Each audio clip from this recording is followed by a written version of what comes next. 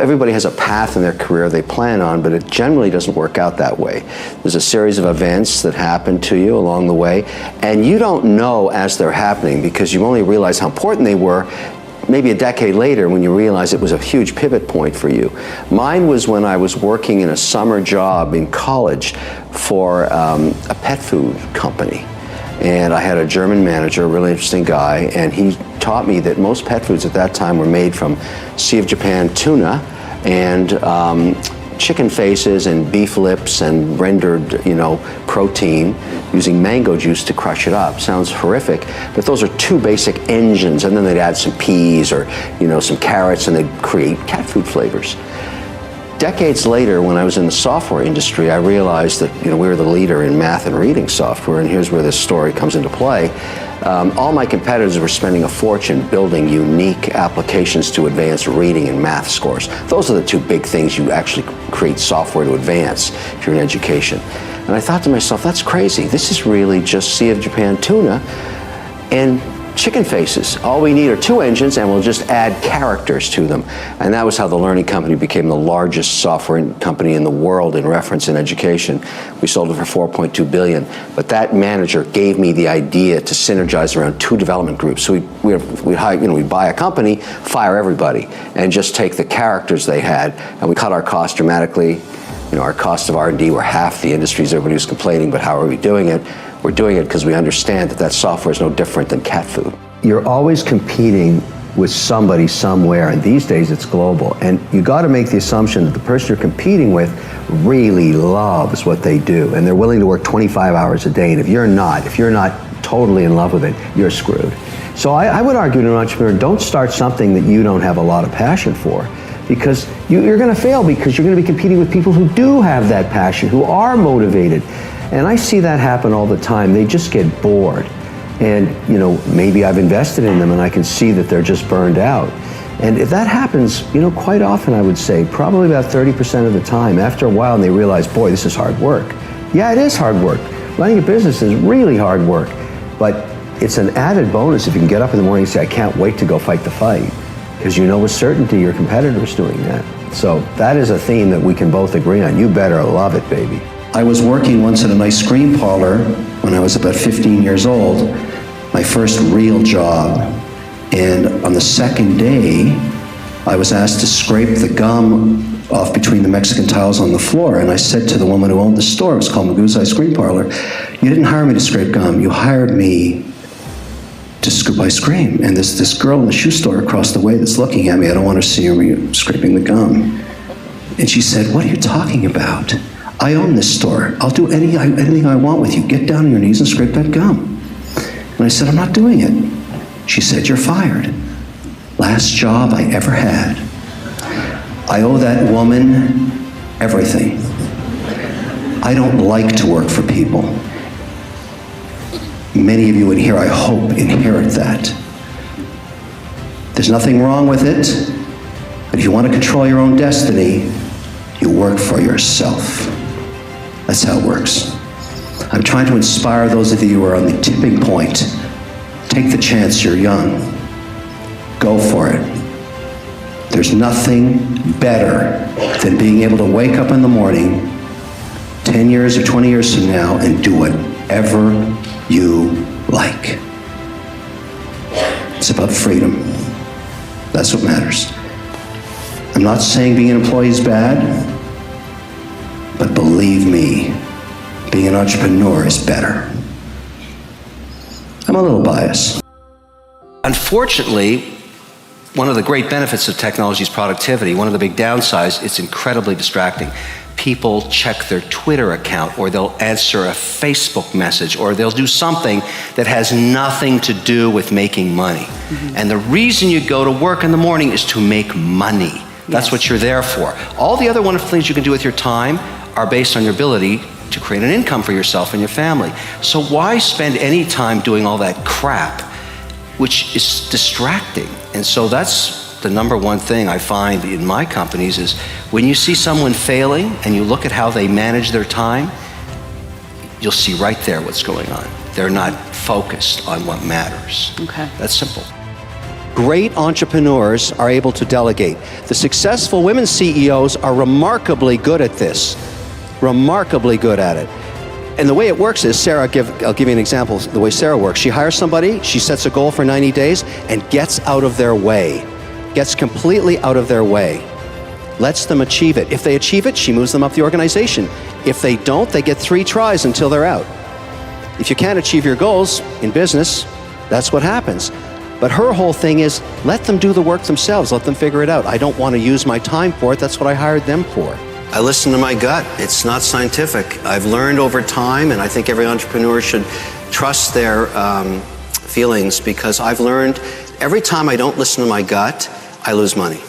Every time I say to myself, no, you're wrong about that, I second guess myself, I lose money. You have to listen. Successful entrepreneurs have a spider sense. I really believe that. They know what's right, they know what's wrong. They have to listen to themselves. And it doesn't always work out, but the minute you second guess yourself, you're screwed. You really are. You are no longer a leader. People that follow you into dark places have to trust you, and you have to trust yourself. The key to success as an entrepreneur is not to understand your strengths, it's to understand your weaknesses. Now, here's what I knew I was weak at. Logistics, manufacturing and shipping logistics bores the crap out of me. I'm just not interested in it. When Walmart came on board and said, look, we're going to change this whole industry and we're going to make you our guys in educational software, we had the challenge of moving 80 million units.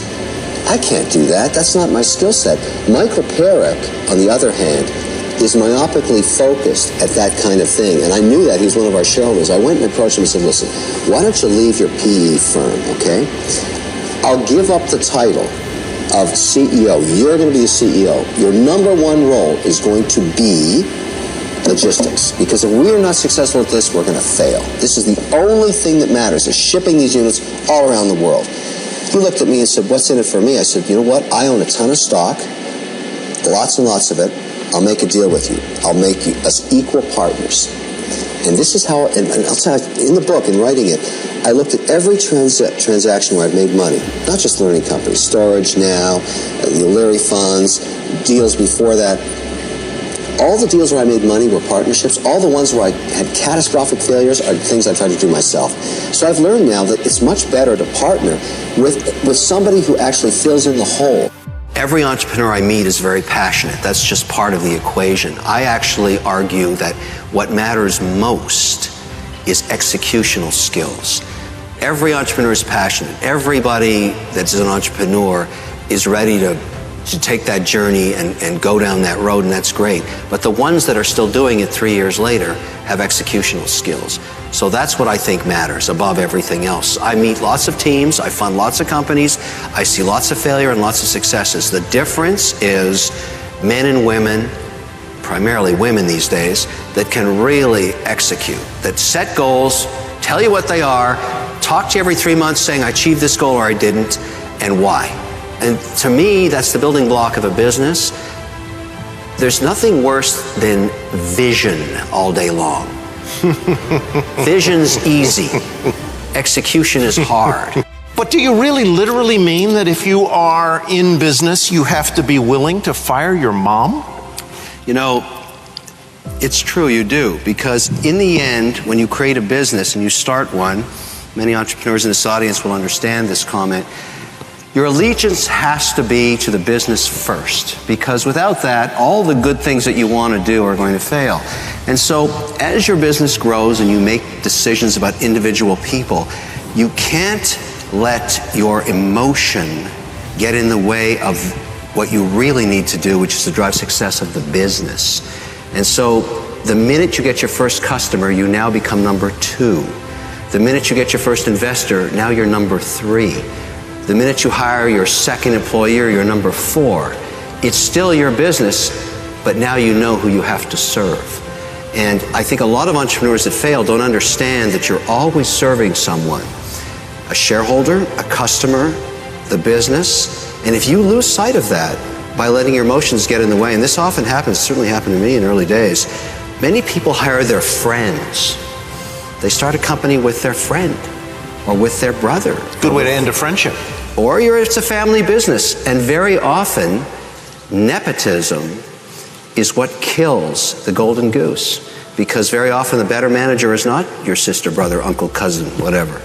And I live through this all the time in the companies that I'm an investor in. I have 32 portfolio companies now. I watch this happen every day, and I don't let emotion get in the way of the true pursuit of what matters, the success of the business. The only reason you add employees is sales is growing. You don't add employees unless revenue is increasing because you can't afford them. If you have sales growth, then you have to start thinking about getting support people so your customer service level stays in the top quartile. That's when you hire people. You're always keeping your eye on how do I service my customers, how do I make sure my employees are happy, how do I make sure my investors are happy. Those are your three constituencies. But number one is you've got to have happy customers. And the reason you bring on the risk of that extra overhead is you need employees to do that. So no hiring anybody until your sales go up. Every time you double your sales, you should add a couple of people to do customer service and support in all areas of the business, whether it's accounting, whether it's what you do online to support them, whether it's marketing, whether it's sales. Those people are supporting customers at the end of the day. That's how it works. No hiring anybody until sales go up. How can I overcome my self-doubt and other people's opinions, especially my close ones like my family? And how can I grow my business to the next level? Swapnil, fantastic question. Every entrepreneur has self-doubt. It's just that you don't want to show it to the outside world. People want to follow somebody that knows where they're going. But you have to be able to deal with your insecurity. You can't let your family tell you don't know what you're doing, not when you have a burning desire to be an entrepreneur. The key to success, though, is to find somebody that augments your skills. If you're great in one area, find someone who's better in another, that you're weak in. That's how you can really reduce your self-doubt and make your outcomes much better, because you're reducing your risk by getting a partner in the business. But don't let someone tell you can't do it. That's just crap, particularly your family. Many people are jealous about entrepreneurs. They want to try it, but they don't have the guts to do it. Even within a family that happens. Doesn't mean you don't love them. It's just you're not listening to them when they give you all that naysayer stuff. Stay focused on the goal and deal with your insecurities. Everybody has them.